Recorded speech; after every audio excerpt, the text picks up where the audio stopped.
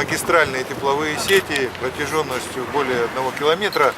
Участок, который мы меняли с июня, сразу после гидравлических испытаний. И вот буквально в ближайшее время заканчиваем.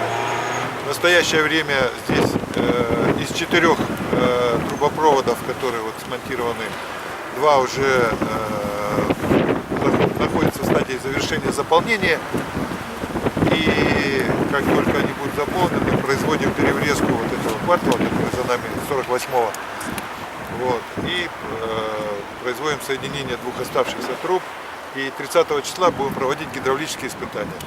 По завершении гидравлических испытаний будет наложена изоляция, и участок будет введен в работу.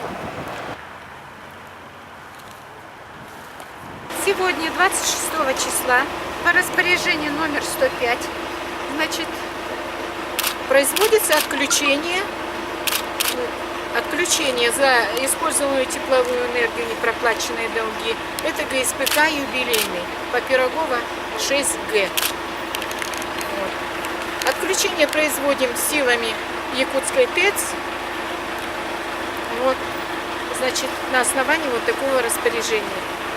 Долги не гасятся этими гаражно-строительным этим кооперативом как 2014-2015 год, так 2015-2016 год.